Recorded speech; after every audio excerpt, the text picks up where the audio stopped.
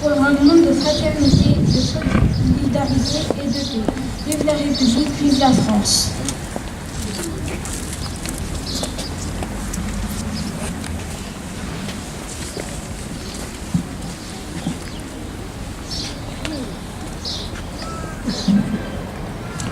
Discours de M. Alain Crémont, maire de Soissons.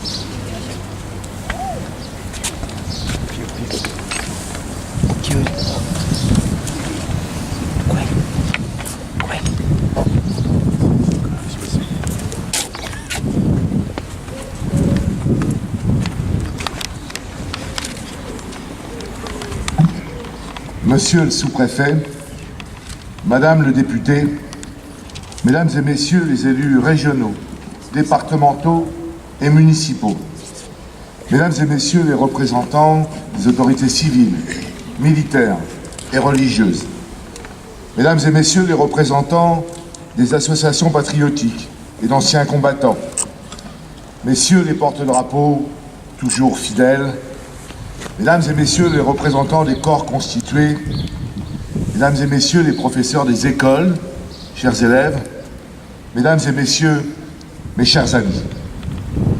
La date du 8 mai 1945 signe l'arrêt des combats de la Seconde Guerre mondiale sur le front européen. Comme dans de nombreuses villes en France, à Soissons, on assiste alors à une explosion de joie dans la liberté retrouvée. La France et les Français venaient de survivre à 5 années de guerre et d'occupation. Grâce à l'engagement militaire des forces françaises libres, à l'héroïsme des résistants de l'intérieur et à la générosité des justes, l'honneur de notre pays est sauf. Durant ces 5 années, les destins individuels se sont rangés derrière les intérêts de notre nation, derrière le destin de la France. Hier, comme aujourd'hui, c'est ce qui fait la grandeur de notre pays. Savoir se rassembler et se mobiliser dans les pires moments. La célébration de la victoire du 8 mai 1945 représente la fin d'un long cauchemar et le triomphe sur le nazisme et l'occupation. Elle représente aussi le début de la réconciliation des nations européennes. Pour la grande majorité d'entre nous, notamment pour les plus jeunes générations, la paix en Europe est un acquis, une évidence, car nous l'avons toujours connue. Mais nous devons nous rappeler que la paix de ces 72 dernières années est précieuse au regard des siècles de guerre qui ont opposé la France aux pays européens. Aujourd'hui, en 2017, nous avons donc un double devoir. Un devoir de mémoire pour nous souvenir du sacrifice de celles et ceux qui sont morts pour nous et un devoir de vigilance afin que pareil drame ne se reproduise plus. Continuons à transmettre cette histoire. Saluons d'ailleurs les anciens combattants et les porte-drapeaux qui, avec leurs associations, accomplissent ce travail sans relâche. Nous vous devons beaucoup. Notre responsabilité est aussi d'aller au-delà du témoignage et du souvenir. Elle nous engage à inscrire dans le temps ce message de paix et à agir constamment et concrètement pour que soient respectées les valeurs républicaines et démocratiques. À la lumière de ce que nous venons de vivre, je veux croire que ces valeurs sont profondément et durablement enracinées dans notre pays. À nous de les préserver, à nous de les faire vivre, à nous de défendre cette belle idée européenne et française, fondée sur le rapprochement des hommes et le respect de leurs droits les plus fondamentaux. À nous de nous lever et d'être fiers quand certains, au nom de je ne sais quel fanatisme, essaient de fouler aux pieds le combat pour lequel nos aïeux sont morts. C'est tout cela la portée de la cérémonie qui nous rassemble ce matin. Ne l'oublions pas et soyons fiers d'être Français.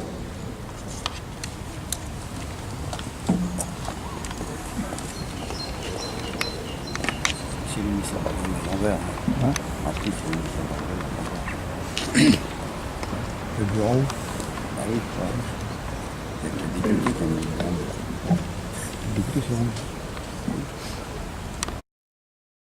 Du message de Monsieur le secrétaire d'État aux anciens combattants et à la mémoire.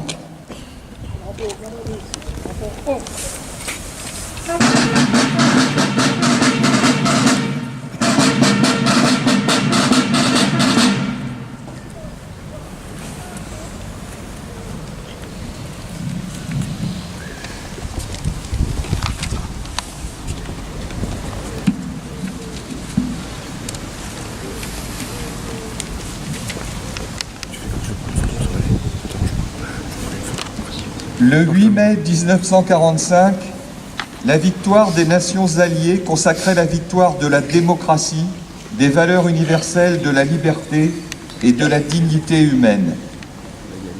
Il y a 72 ans prenait fin en Europe la guerre la plus meurtrière que l'humanité ait connue. Plus de 50 millions de femmes, d'hommes et d'enfants, dont la moitié de civils périrent.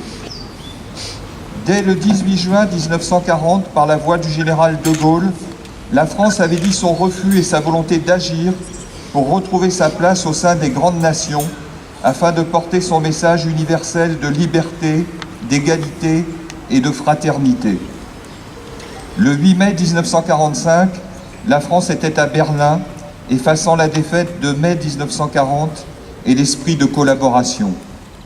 Aujourd'hui, nous rendons hommage à toutes les générations de la Seconde Guerre mondiale. Hommage aux combattants de 1940, dont les sacrifices permirent, lors de combats restés dans les mémoires comme en Norvège, à Montcornet ou à Chasselet, de ralentir l'avancée de l'armée allemande au printemps 1940. Beaucoup d'entre eux laissèrent leur vie lors de la bataille de France et firent honneur à nos armées. Hommage à toutes ces femmes et tous ces hommes, français ou venus du monde entier, issus de toutes les origines et de toutes les cultures, qui conjuguèrent leurs efforts pour libérer le territoire national et faire triompher la fraternité. Hommage aux Français libres qui, audacieux et précurseurs, venant de France, d'Afrique ou d'ailleurs, légionnaires, tirailleurs, marsouins, marins ou aviateurs, constituèrent une admirable cohorte de volontaires ayant en commun la Croix de Lorraine. Ces soldats de l'armée d'Afrique, anciens de Bir Hakeim, débarquèrent en Provence. Ceux des commandos Kieffer furent les premiers Français à débarquer en Normandie. Hommage aux résistants de l'intérieur, de toute conviction, qui choisirent de mener le combat sur le territoire national au sein de réseaux, de mouvements, de maquis. Hommage aux victimes de la déportation, condamnées pour leurs idées ou pour ce qu'elles étaient, qui subirent l'innommable. Souvenons-nous des milliers de victimes civiles, hommes, femmes et enfants, qui subirent représailles et bombardements. Souvenons-nous également de ces victimes trop longtemps oubliées, gens du voyage, fichés et internés, malades et handicapés, morts de délaissement dans des établissements qui les hébergeaient.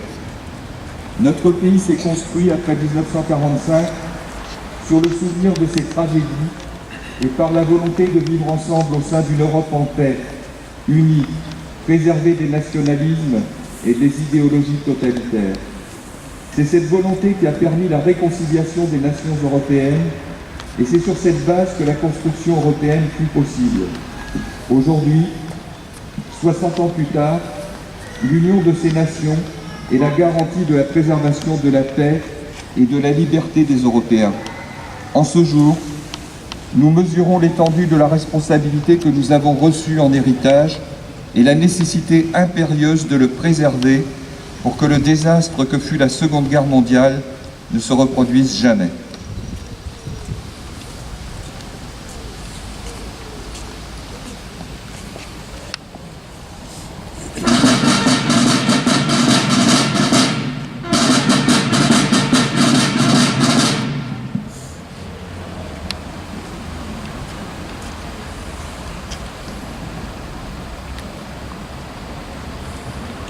Dépôt de germes.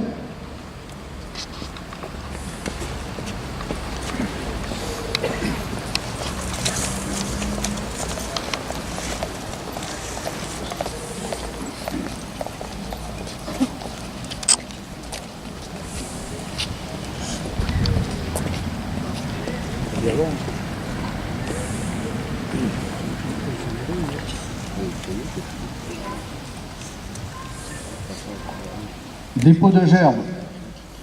Dépôt de gerbe par Monsieur Laurent Olivier, sous-préfet de l'arrondissement de Soissons. Accompagné de la commissaire de police, capitaine des pompiers, lieutenant de gendarmerie et du lieutenant-colonel, délégué militaire départemental.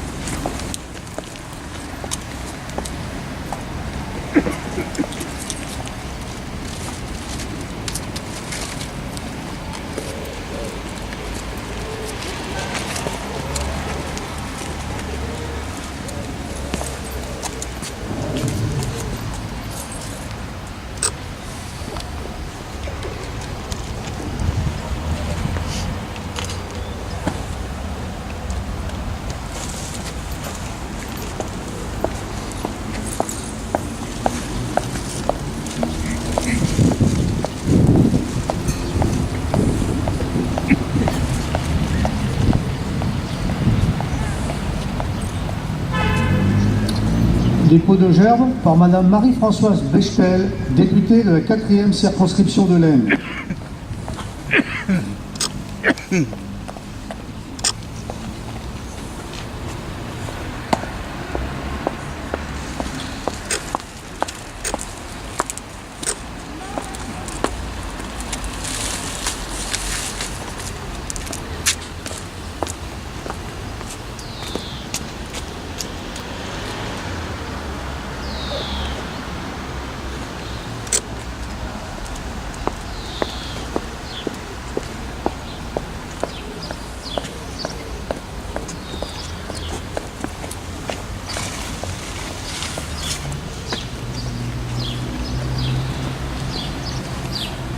Dépôt de gerbe par Madame Carole Crissante Deville, accompagnée de Monsieur Olivier Engrand, conseillers régionaux.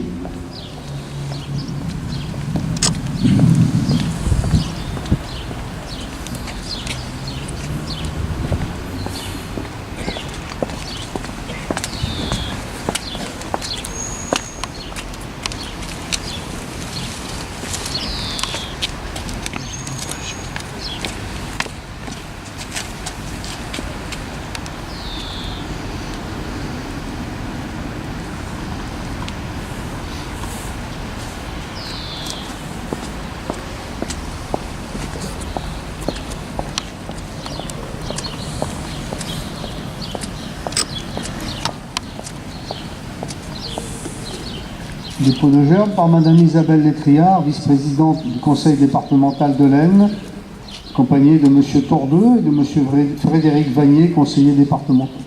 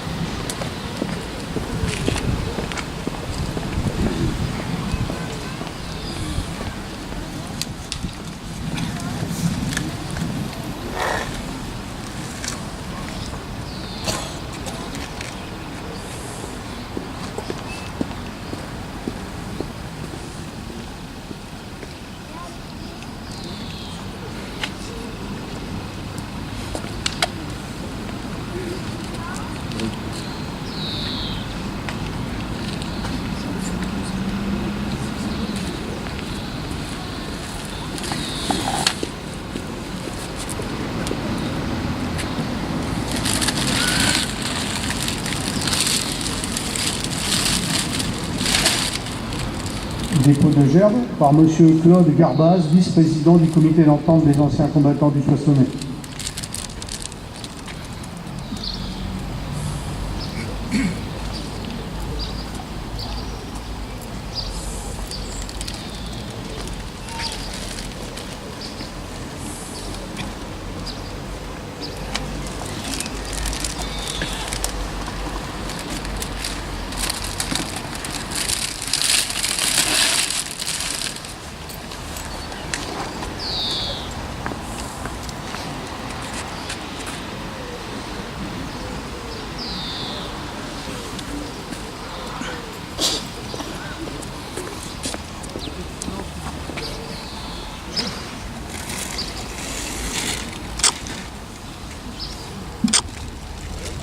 Dépôt de gerbe par M. Guy Mansens, président des médaillés militaires, accompagné de Mme Denoy, première dame d'entraide.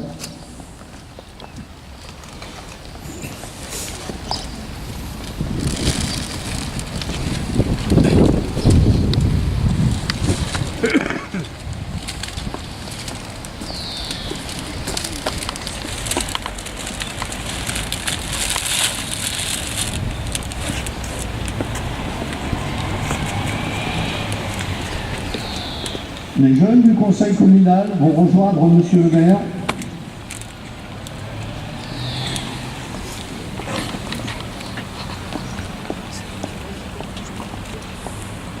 Dépôt de gerbe par Monsieur Alain Crémont, maire de Soissons, accompagné de 3 jeunes du conseil communal.